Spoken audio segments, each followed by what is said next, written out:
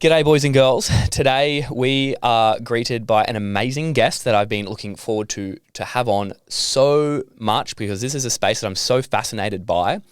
And I'd like to welcome you all to episode number 28 of the Phyba Performance Podcast, where we talk about all things health, performance, longevity, and things that we can do to improve our health holistically.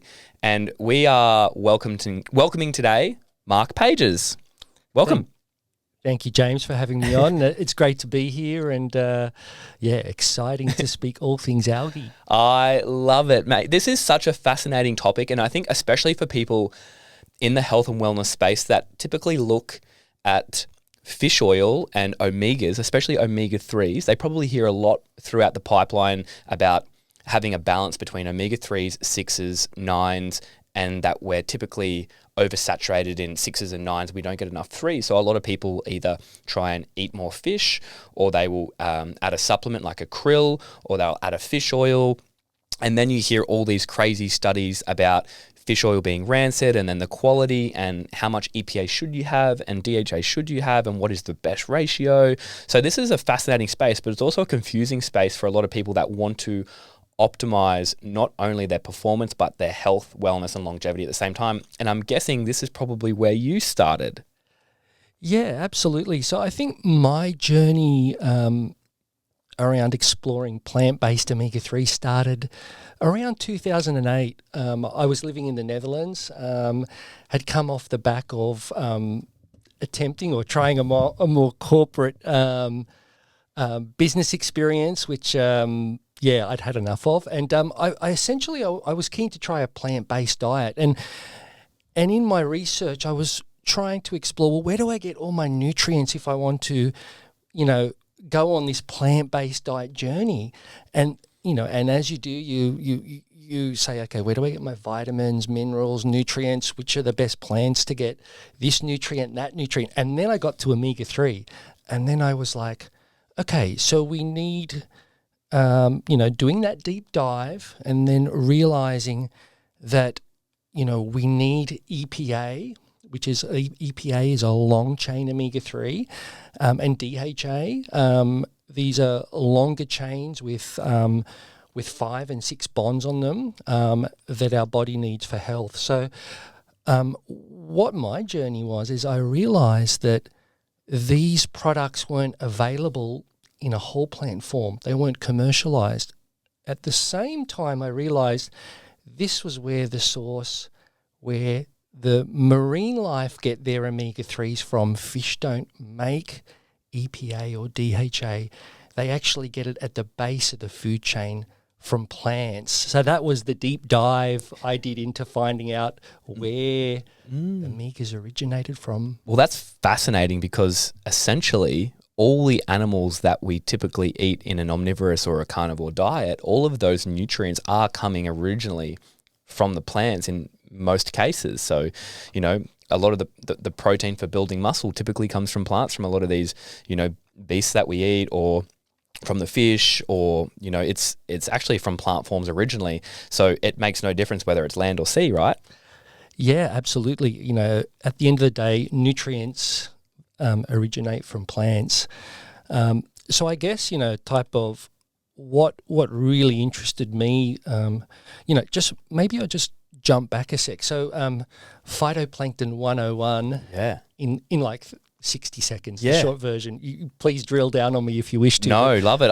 Tell us everything about phytoplankton. Well, phytoplankton are primordial. So they're ancient plants. They're right at the start of biological evolution on the planet.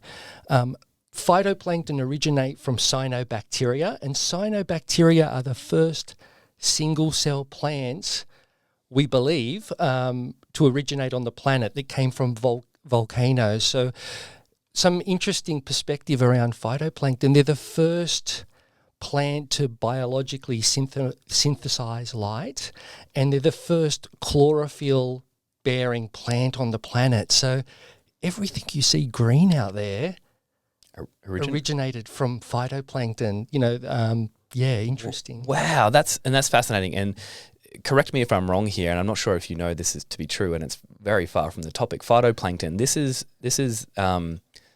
the phytoplankton that's on SpongeBob. Yeah, is he a phytoplankton? He is a phytoplankton. Okay, perfect. Is, He's a tiny little thing that moves and doesn't look like much, but he's the captain of everything. Exactly. One great thing I say about phytoplankton, they are tiny, but boy, are they mighty. Yeah, I love that. So essentially, if fish, because I know for a long time fish oil was the craze. It was like, get your fish oil in because you need to balance your omegas. Then people started looking at alternative ways to get their omegas, and then the next big thing was like, no, it's way better if you get it from krill.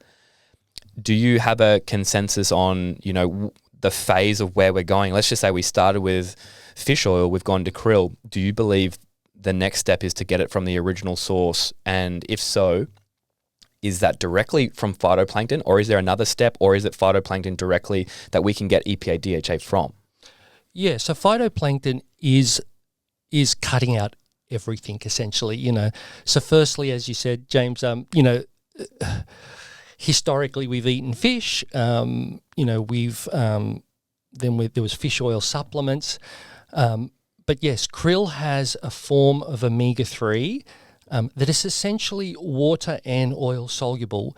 So just a tidbit. So all extracted omega-3 oils that are a free-flowing liquid form, they're in the form called a triglyceride, and these triglyceride oils are only oil soluble. When we're talking about the lipid structure that comes from krill, it's called a polar-bound lipid sorry for the technical terms, but in the phospholipid glycolipid form. But essentially these are oil and water soluble. And so what does that mean? So they're bipolar, and they're a waxy form, so you can't extract them. But the benefit is that our body can much more easily absorb these lipids. And so what the krill oil folk did is they came along and they said, well, we've developed a process for extracting this waxy compound directly out of the krill, which is not very pretty. They basically press everything out of the krill and leave the shell. Not very sustainable. But yes, the lipid structure of the krill has higher bioavailability. Now with phytoplankton, we go a step further. So essentially all of 100% of a krill's diet is phytoplankton. So we are cutting out the fish. No, we're even cutting out the krill and saying, let's go to the primary source that inducts and creates these long chain omega-3s, and go to the phytoplankton plant and bypass the krill and get that more bioavailable form of omega-3. Wow, that's fascinating. And I know there's so many aspects of sustainability, quality, bioavailability, just making sure that we're, doing things better for the planet. So I have a few questions that I'd like to ask you, if that is okay. And I think these questions will answer everything for people that are sitting there scratching their head wondering a little bit more about EPA DHA, balances, sustainability, and why it's good for the body. So I'm just going to start with question number 1.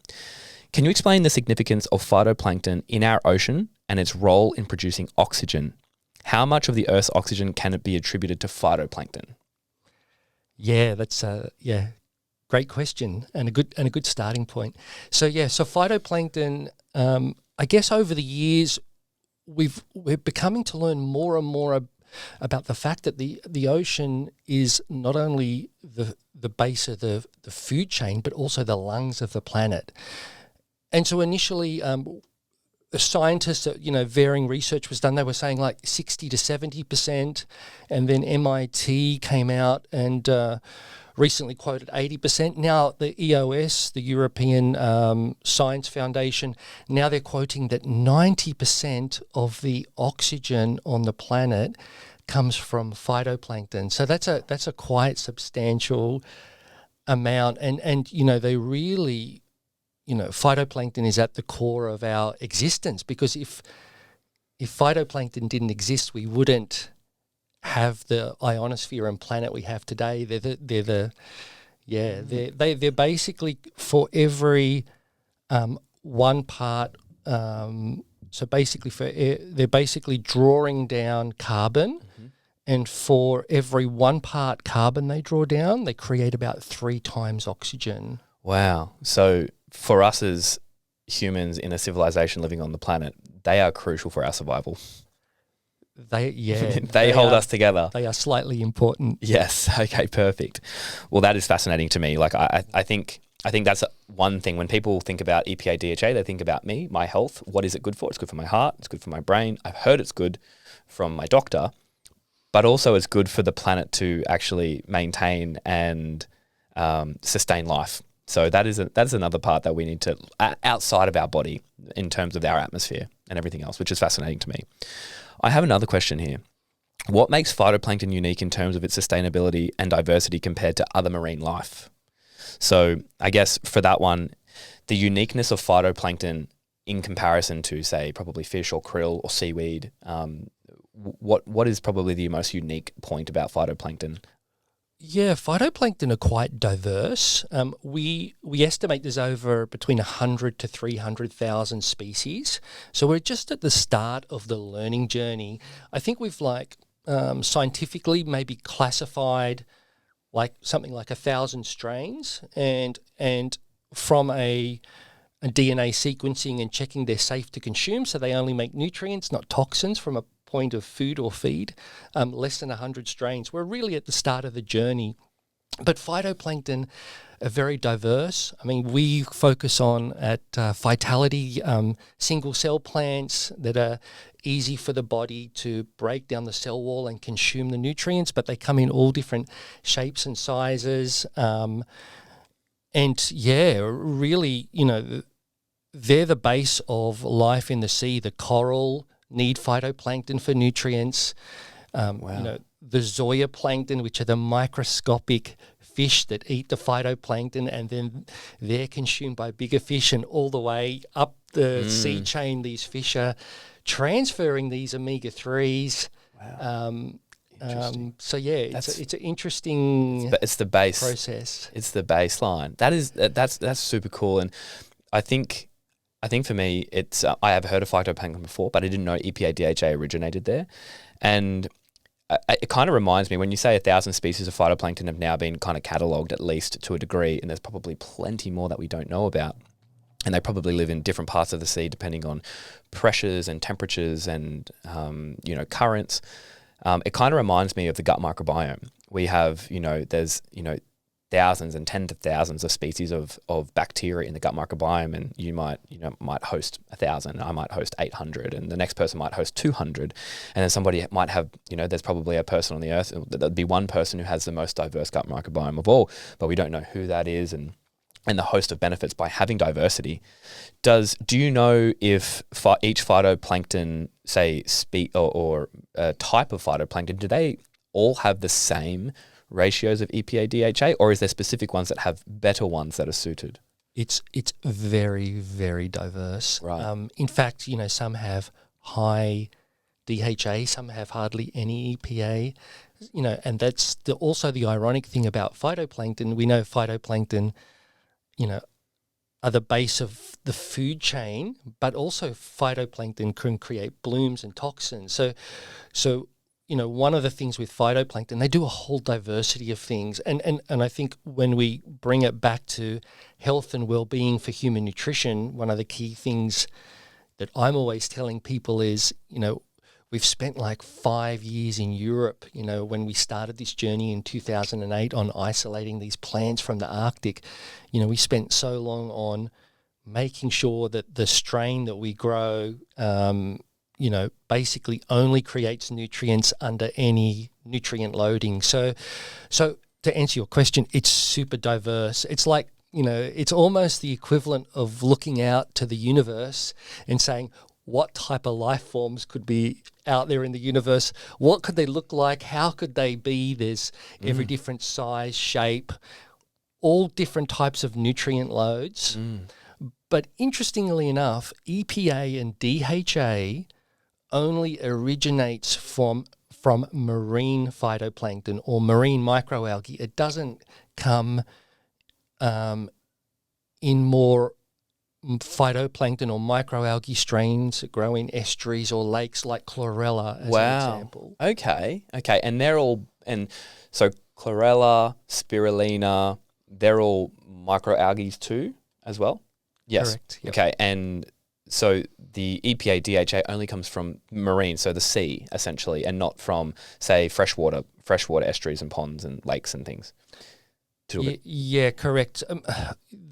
The physiology of phytoplankton, I think, dictated that somehow EPA and DHA is inducted in these primordial plants when there's some pH, when there's some salt in the environment. Wow, that's fascinating, and that's so cool. And I guess they all have their place in providing nutrients to the next thing that's eating them. And across evolution, some have grown to thrive and survive on particular nutrients, and then down the line, there's a human, and we're kind of getting them all from the things that come before it.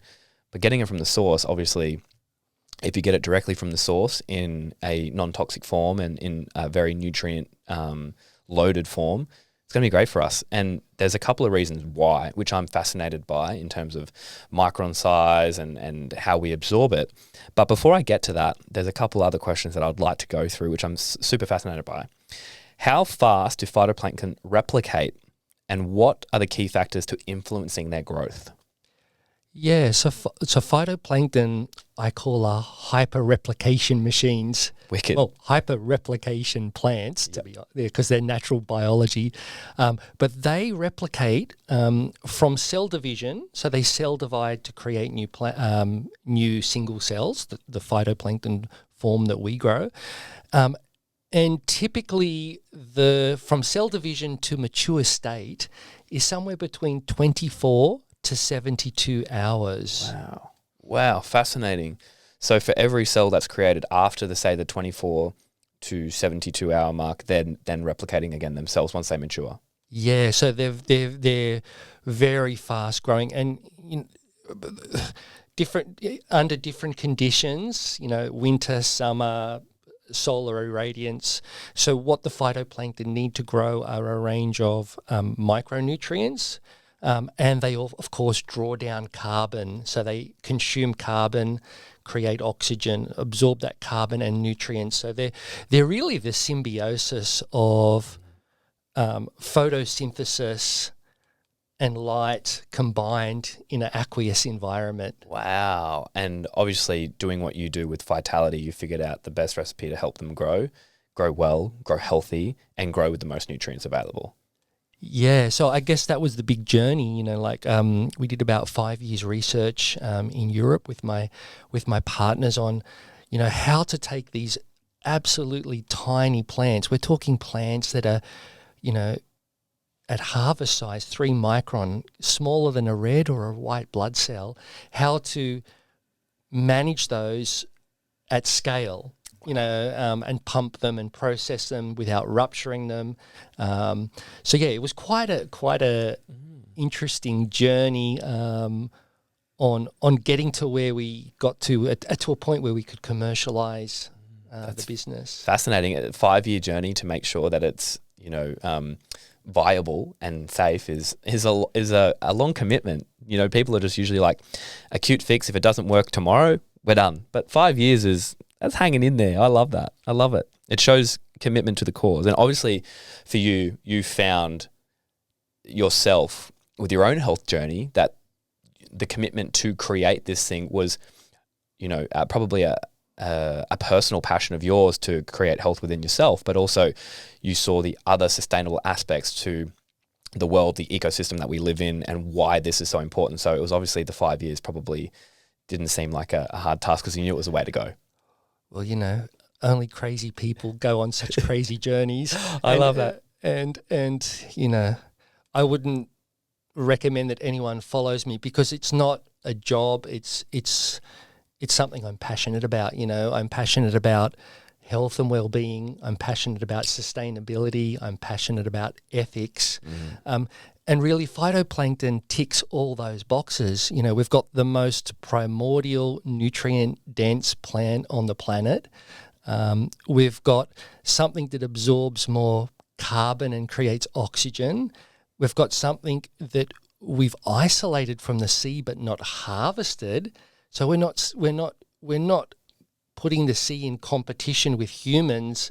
We're not only taking from the sea. So we're taking these plants and growing them in a process, in a very sophisticated but natural process where we can ensure quality and consistency. It's fascinating. And I think that's the key factor for anyone who's listening, is that this is not just taking from the oceans to produce the EPA DHA. This is harvesting and then letting them replicate in a natural but isolated system that allows for absolute purity, quality, without being a detriment to what's already there and leaving the food for the fish and the krill and everything else that needs to do their own journey. It's a fascinating process. I think that is probably one of the biggest key factors that you can take away from this. But I have some other cool questions to go for as well. It's fascinating that fish don't produce EPA omega-3s, but obtain them from phytoplankton. Could you elaborate on the process and the importance of this? So I think most people think, and this is what I would have thought back in the day when I was, reading blogs and things on, probably Bibicom or, the next Bro Science forum somewhere, that fish create omega-3s, and it's good to get omega-3, so you better eat your fish. Obviously, they don't actually create it, they consume it. So maybe along the pipeline, and you probably already touched on this just a little bit earlier, but maybe if we go into what are some issues that come from trying to get your, not only from a sustainability point of view, but an ethics point of view in your own personal life. What's a negative side of trying to get our EPA, DHA or omega-3s from fish? Yeah, sure. Just before I go there, so just one thing I wanted to, because I get this question all the time, is the omega-3 structure the same in fish as it is in algae, the natural chemical structure? So the University of South Australia, who's a leading researcher into all things omega-3, have looked at that, and yes, the omega-3 structure in fish and algae at a molecular level are identical. So it doesn't really matter where we get that omega-3. Now the fish, when they're transferring omega-3 up the chain, they're hydrolyzing, there's some enzymatic effects in the body, but they're not changing the structure of the omega-3. Now when we speak about like the sustainability or the ethical, is aquaculture ethical? I mean, one of my projects I did as a consultant in Europe to the Dutch Innovation Agency was to try and move the industry to a more sustainable form of aquaculture. So just a couple of statistics. The total annual wild fish catch, which is regulated by FIFO, the international body, that wild fish catch has been in its quota now for well over a decade. Approximately 65 to 70% of all wild fish caught annually, 65 to 70%, is used to feed salmon. So we're actually killing 2/3 of the wild fish population to feed fish. Now, approximately 20% are used in supplements and nutraceutical, fish oil supplements. Approximately 5% only for wild fish, direct wild fish consumption as food. And then approximately 5% in some other specific applications. So what we see is some of my work in Europe, consulting to the Dutch Innovation Agency and the European Union around more sustainability, was like, this is not very sustainable. And I learned a lot in having to look into the issue around aquaculture, but it's highly unsustainable. It's not good for the environments that they set up these processes. It basically kills all of the nature around it. So it's not very pretty. And we can all agree, at the end of the day, I think everybody can pretty much agree that wiping out a whole ecosystem and dragging nets along the floor to capture all these fish and everything in between, and not just fish, but crustaceans as well, not only is it cruel my point of view, it's cruel. For a lot of other people, it's cruel too. But also, we can't see that as being a good thing for the environment. Like, I think if anyone says, yeah, it's a great thing for the environment, they're not really looking at the bigger picture, or they're just being ignorant towards the bigger picture here. And if we have people like yourself that are creating solutions for the reasons to why people want to eat the fish, is because they want either the protein or they want the omegas. If there's another way and it's better for the environment, there's less cruelty going on, it's more sustainable, it's good for the ecosystem, it's better for the body, why not? Like, that's like, it's a why not? There's no other argument. Absolutely. I mean, the good potential story that we can all play a part in this solution is, like, we can go directly to the source. We don't have to participate in what I believe is very unethical and unsustainable processes. I mean, I can elaborate on those in very personal and direct detail, but that's another deep dive. Sure. But the good thing is we can all be part of the solution. So we can get, nutrient dense, phytoplankton. The type of phytoplankton that we grow is about 45 to 50% protein, full spectrum amino acids, micronutrients, omega-3, 6, 7, and 9, EPA, DHA, carotenoids, and the most potent thing and the most interesting thing, it's delivered in nature's microencapsulation. So it's so tiny that it's ultra bioavailable. Perfect. And that's a question I'm going to ask you as well. I want to talk about the bioavailability and how we absorb it and why it is so cool to do it in this format. Given the increasing pollution and pressures on the oceans, why is it crucial to find sustainable, ethical sources of omega-3 phytoplankton? And I think this is and maybe you can elaborate a little bit on this in terms of, we just spoke about the oxygenation, the carbon that it draws in and the oxygen that it emits. Do you have any statistics on how can this affect our biosphere, and how can it affect the way that we are currently chopping and cutting down most of our forest life to provide more farming? And I know a lot of the farming industry does supply a lot of food that does go into the oceans as well. And, the fish eat the fish, but they're also, sometimes feeding them corn. There's other things like that. But in terms of what it does for our land environment too, and the amount of, I think, what did I hear one time? There was a parts per million of carbon in the atmosphere, and, 20 or 30 years ago, it's doubled since then, or something crazy like that. So I know I did actually hear it was called 2040. I'm not sure if you've seen the documentary on 2040, but it was talking about how much the seaweed was drawing in as well. So algae, seaweed, are they the same type of thing? And maybe a little bit on the environment and our oxygen supply. Yeah, there's a lot to pack in there. Cool. Where do I start? So a couple of interesting things. So sustainability of fish coupled with terrestrial production. So one of the big issues around aquaculture is this limit to the amount of wild catch. So the world population, China and India and the emerging markets, everyone wants to eat more fish. There's, omega-3s are one of the most best studied. There's hundreds, if not thousands, of cases to support the consumption of EPA and DHA. So everyone wants to grow this aquaculture fish, but they can't get any more fish meal and fish oil from the sea because the quota's reached. So what's been going on in the industry? So they, over the last 30 years, they've started to add more and more synthetic yeast, and they've started to add a lot of soya meal and soya proteins into fish feeds. Now, there's nothing wrong with soy if it's ethically sourced and of good quality for humans to eat, but fish can't break down those soya proteins. That's a terrestrial nutrient that doesn't come from their natural environment.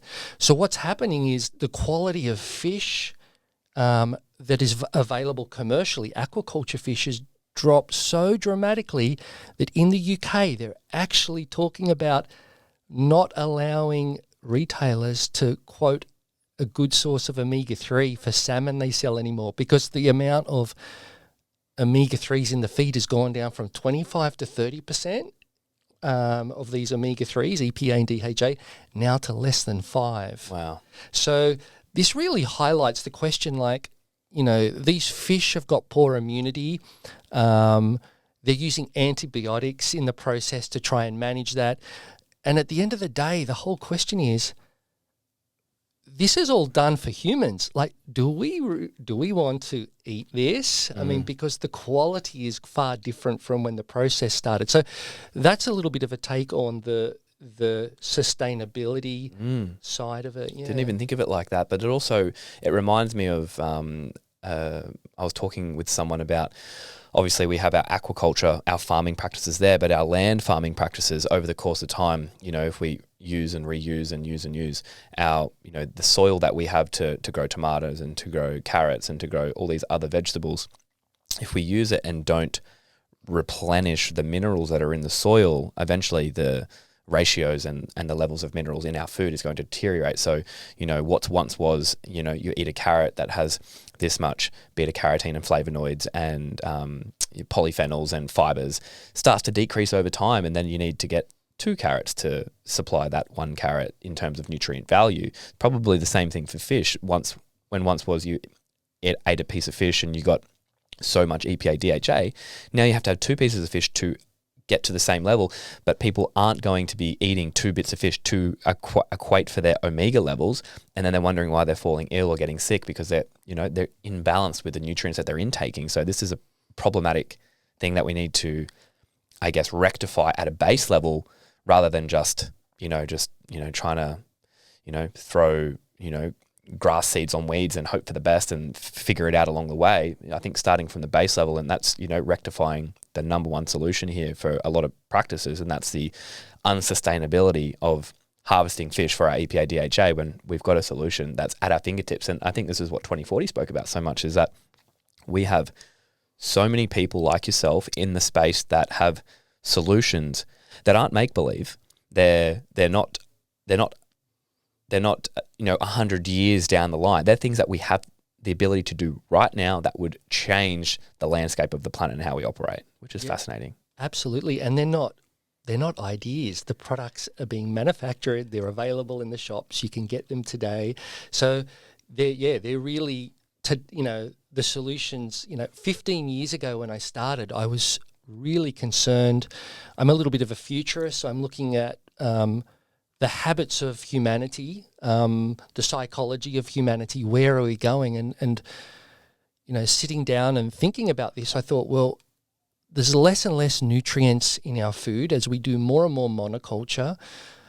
There's less and less nutrients in fish.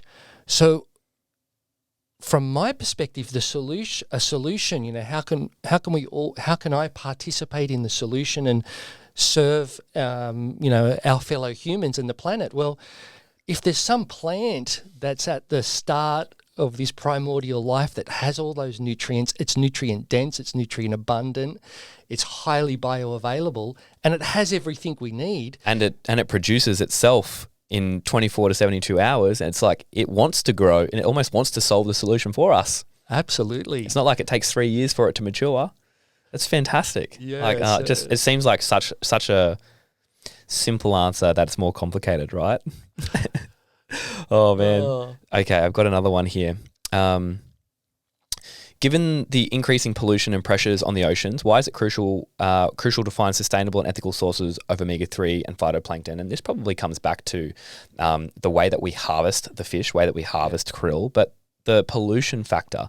There's a lot of pollution going on, and I guess doing what you're doing, and this is harvesting and creating aquaculture on land, I'm guessing, that doesn't have the impurities that we're currently dishing into the oceans, that then you have to find sources of fish that aren't, tainted with pollution and whatever else is going into the ocean. So this is another benefit to it as well, that it's pure and it's more healthy to a higher degree. And obviously there's some places around the world that are still pure and healthy to consume from. But this is a better solution in terms of pollution. So tell us a little bit about that. Yeah, so I mean, in the journey, in fact, one of the shareholder partners that came on and very early in the piece in Europe to develop this innovation was an extraction technology company that was in fact involved in the process of refining and purifying fish oil. And they themselves said, "What this is not a good ethical process. There has to be a better solution. There's high demand for omega-3." And so what I learned from having a partner that came from that industry and process is that when you take a fish, they basically press all of the oil out of it, and then you have an oil and a meal. There's about typically three further processing steps that need to take place to remove any mercury, heavy metals, PCBs, contaminants. So the amount of refining that takes place, omega-3s are the most unstable lipid when they're extracted. What we see is like fish oil, it's almost, there's so much work to be done to get a product safe. And then you say to yourself, well, when you grow phytoplankton, you grow it controlled. So you're not doing all these refining steps that, these post-processing steps. You're growing something controlled. You're growing it in a whole plant. You get the micronutrients in it. There's no contamination. There's no waste. There's nothing to remove. There's no refining. So the process is, far more totally, simple. Or from one side, like so intensive and refining and very backwards. And on the other hand, here, whole food with micronutrients in a more bioavailable form, absorbing carbon at the same time. So it's funny that we had a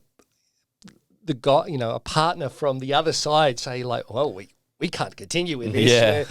This ain't going to work. We've just taken out 10 steps to the same process, to the same outcome. We've just taken out 10 steps. Why would we do anything else? Yeah, that's also another fascinating point, because along that pipeline, waste of money, waste of energy, and also the ethical standpoint too, there's so many reasons as to why it is so much better.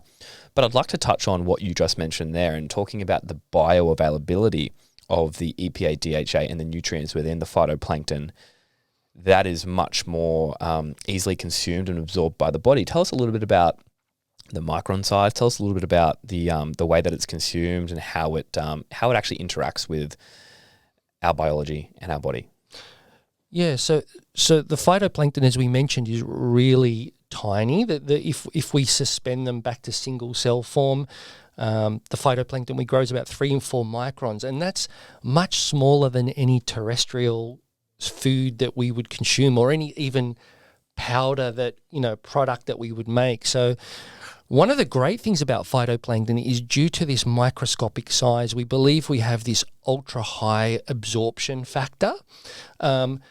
There's quite some different research from Japan and Europe and the US saying that anything between 10 to 15 micron goes directly, our liver and kidneys are there to support and be our filtration systems for the body. Phytoplankton is so small that it basically goes on this journey, we believe, directly to the cells, because it can pass straight through. It basically goes down the superhighway and passes all the road stops. Now, that's an amazing and great thing, but that means it has to be ultra pure, and that's why it's grown in a totally closed system in a very controlled way, because this ultra high bioavailability is really good based on the qualities, but you can't have any contamination. Yep, that's interesting. And by having it super bioavailable, I'm guessing if it's more bioavailable than what is being consumed in its greatest quantity today, you probably don't have to have as much of it. Is that the case too? Yeah, that's correct. So we started to do some studies, and there was a study done, a clinical study in the US, and we studied against krill oil, and we thought, it's going to be quite similar, because krill is phytoplankton is the food of the krill. What we found is, in this study with 10 people, it was only a small study, but a good foundational study, that the phytoplankton had 1.7 times the omega-3 absorption versus krill. And we were like, wow, we didn't expect that. That's great. And what we put it down to is it's all the micronutrients together with the omega-3. So, you've got all these You've got plant-based choline, very hard to find in a plant, and all these minerals that play a factor in aiding the cellular absorption. The other thing we noticed is when we did that bioavailability test and compared it to fish oil or extracted algal oil, by the way, because they're both the same form, we were 2.25 times the absorption. So one of the big challenges with Vitality is like when you take the pack, you see, okay, there's so much omega-3 on there. And I guess the education that we need to do is, and we're doing a lot of that now in our materials, is really telling the consumer, telling the naturopath, this is a much more bioavailable version, so you don't need to take as much as you would to get a comparable form to the industry measures. Yeah, wow. That's fascinating. And I guess you probably experienced this back when you were first, going through your plant-based journey to improve health. And I think a lot of people are on this journey too. But maybe we can talk about some physiological benefits of consuming EPA DHA. Is it good for the brain? Is it good for muscles? Is it good for the heart? What is EPA DHA? Because I think a lot of people that are listening to this have probably heard of short chain fatty acids, but long chain fatty acids, EPA DHA, what are they good for in the body? So they're the longest form of omega-3s, and there's a lot of research and study into the benefits of long-chain omega-3s. Primarily, EPA is focused around heart health, so it supports the heart muscle, the heart rhythm, also supports joints, the body's joints, and also there's a lot of more emerging research into mood. So the cycle, the people's mood, and there's been quite a number of studies in people in jail settings when they're on higher doses of EPA versus not. Wow. So some great benefits there. On the DHA side, it's more around brain health, cognitive development, particularly in infants, supporting neuron elasticity. One of the interesting facts is that our brain is encased in a bath of fatty acids, and DHA makes 40 to 50% of that consumption. Wow. So they both play a good role, and across immunity, they both do different things. Sure. And how important is the ratio between the two? Is it as important as what people make it out to be, or is there what do you know what the recipe is for a good ratio between what are the main omegas? We've got 3, which is EPA DHA, so 2 things inside omega-3s, and then we've got omega 5. Yeah, so we've got the main omegas. We've got omega-3, 6, 7, and 9. Yep.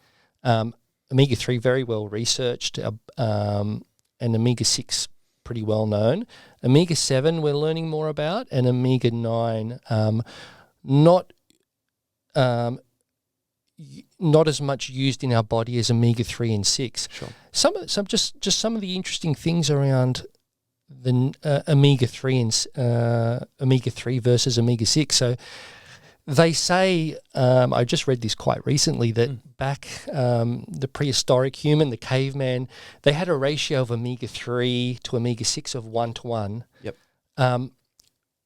I guess one of the things we're seeing in the modern Western diet is there's so much omega-6 in a polyunsaturated form, in a lot of seed oils, in varying quantities, but also in a lot of the refined oils. And unfortunately, the West is suffering from an omega-6 overload. So the guidelines of now you should have for at a ratio of 1:3 or 1:4, being 1 part omega-3 to 3 or 4 parts omega-6.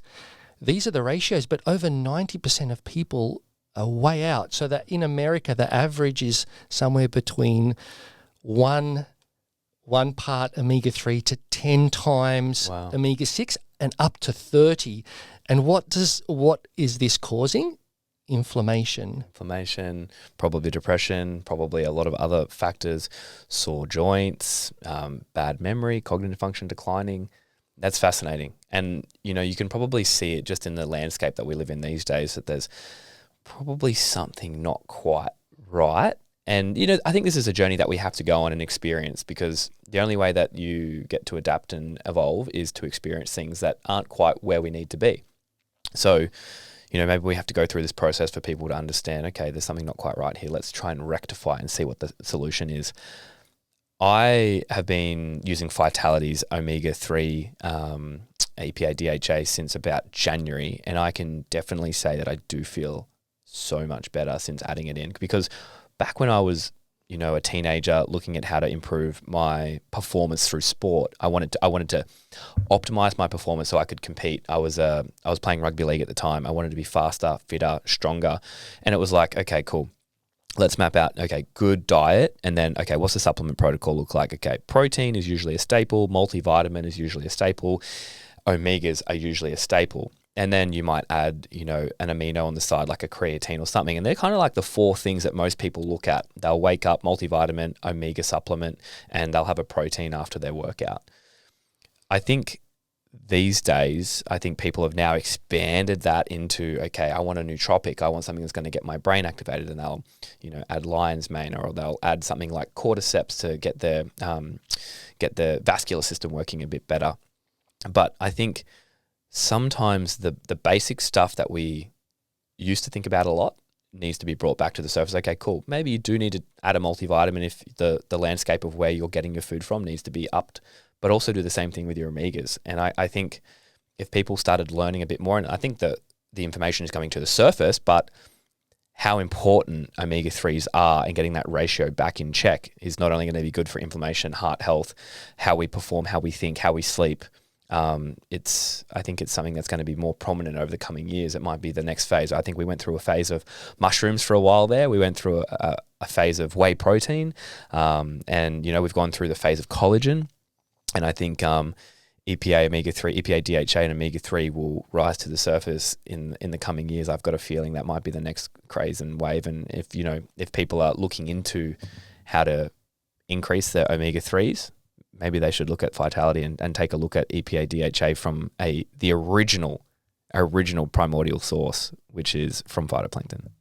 Yeah, no, I think there's a big education journey that has to take place.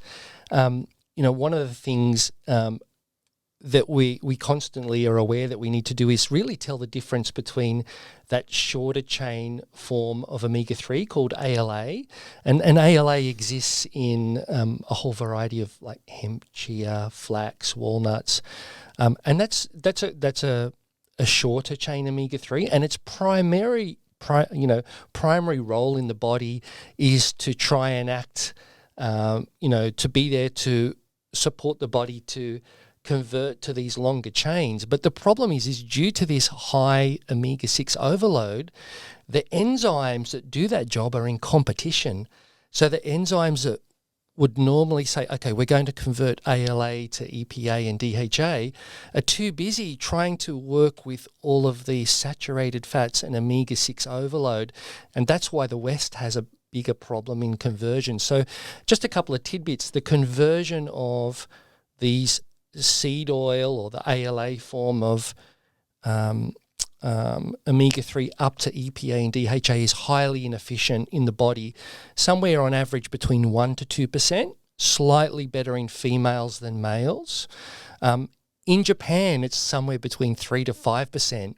And when we looked at that and said, well, why can the Japanese convert ALA better to EPA and DHA, still at a low ratio, but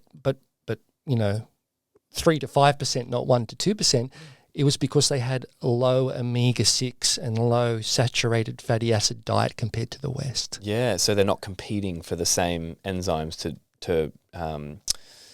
to convert, essentially. Yeah, exactly. The enzymes are basically saying, we can focus on converting ALA to EPA and DHA, rather than the enzymes in the average person in the West saying, holy cow, look at all of that omega-6 I need to work on and convert. So I need to run over there. You've got, 5 to 10 times the amount of omega-6 you should, and the enzymes have run over to the right to do all the work over there, and they've left the ALA on the sidelines, and poor ALA is not being converted to EPA and DHA. So that's primarily the process in the body and how it works. And at the end of the day, due to this, my big message to everyone is, if you're on a plant-based diet, you don't want to hope that you get EPA and DHA. You want to guarantee that you've got it. These are essential nutrients for brain health, heart health, all the conditions we mentioned.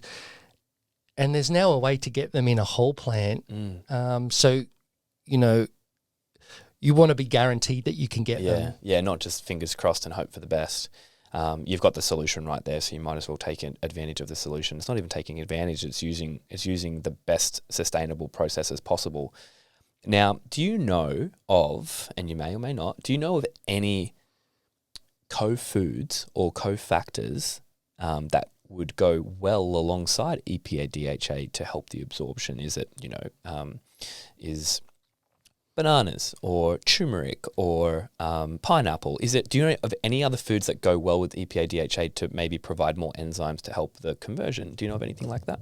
I've heard that curcumin really can work well, particularly with the triglyceride, the omega-3 form, the EPA DHA form that's more of a liquid form. Yep. That really helps. And I think one of the things that we're learning is typically if you take omega-3s around a meal, the absorption seems to be a little bit better, and there's still a lot of learning that has to happen with that, but there's slightly better conversion if you take at around the time of eating rather than on an empty stomach if you're taking an extracted oil. Now, if you're taking it in the whole food form, you're taking it with all the micronutrients, and there you can take the phytoplankton. I take phytoplankton in the morning when I get up. Me too. To get me going, a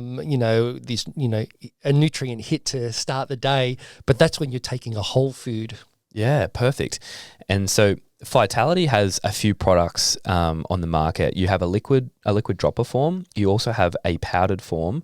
You have a couple of different versions of the powdered form. Could you explain just a couple of those? Why would you take one or the other, or what is it? Is it just personal preference, or give us a little bit of a lowdown on that.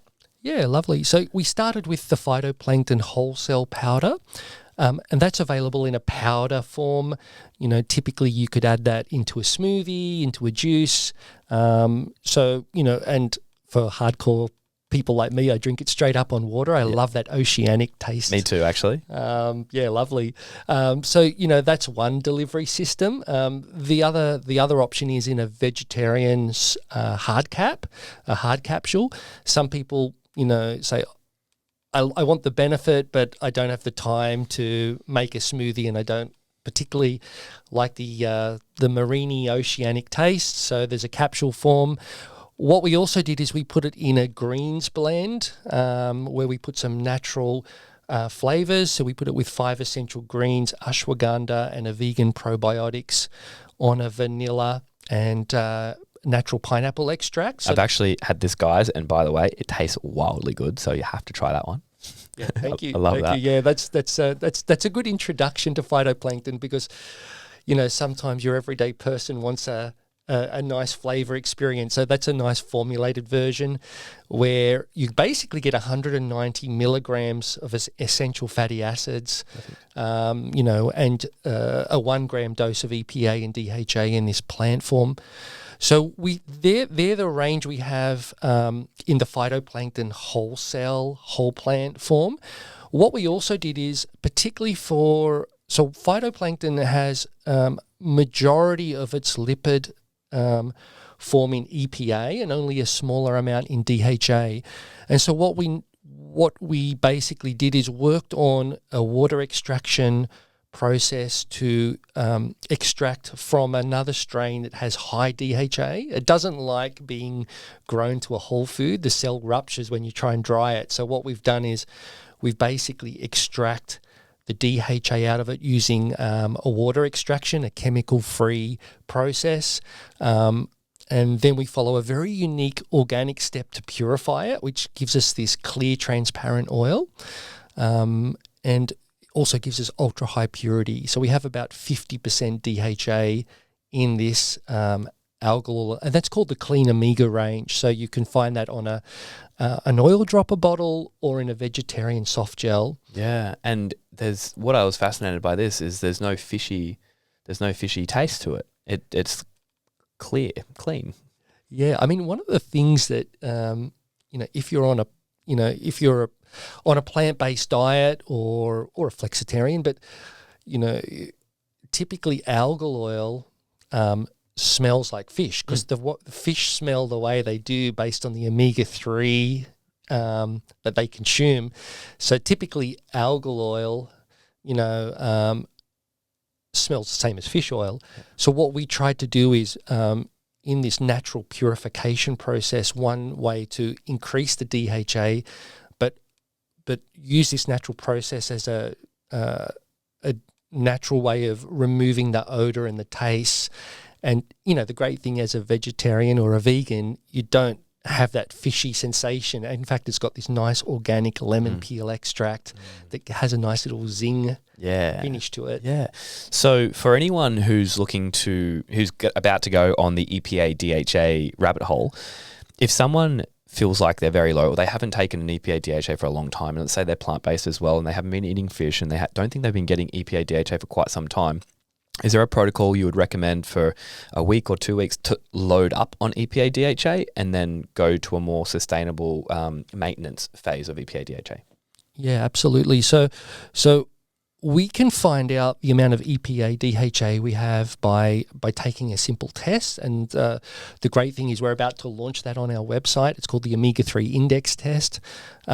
So what we see is, I would say about the statistics from this group that tests the blood of a whole variety of people, including vegetarians and vegans, is 90-something% of vegetarians and vegans have an omega index of 3 to 4. The optimal is around 7 to 8, this index measure.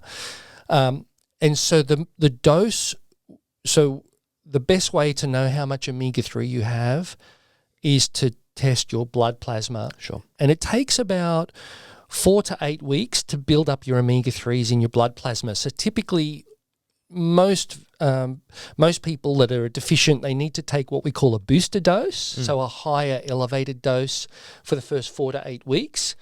You could retest at the end of 8 weeks to see where am I at now, and then if your blood plasma levels are at a higher index, you can move off to a maintenance dose. So what are those doses? So I would recommend in phytoplankton as a booster dose, at least 2 grams of the phytoplankton. Yep.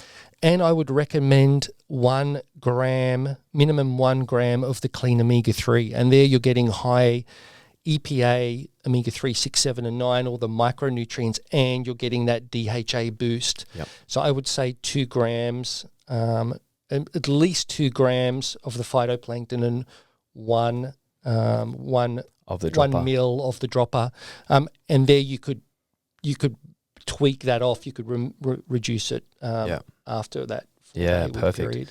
Great, that's perfect. Well, team, if you guys have any questions about this podcast, about omega-3s, phytoplankton, anything here, I'm going to put all the details in the show notes below. And you can also reach out to Mark at any time. You can reach out to the Vitality Instagram, go through their website. If you'd like to take the index test as well, stay tuned for that. I'm sure they'll be posting about it. I'll also post about it myself too, because I think this is so important for everybody. And we really appreciate you coming on the Phyba Performance Podcast to talk all things Omega, EPA, DHA, and the sustainability efforts that you're going to try and help not only the world, but your fellow man too. Thanks so much. Thanks, James. It's a pleasure to be here today with you. Great experience, and I look forward to a follow up to take all those deep dive questions that everyone may have. Absolutely. Thanks so much. Thanks. See you guys. Bye, guys.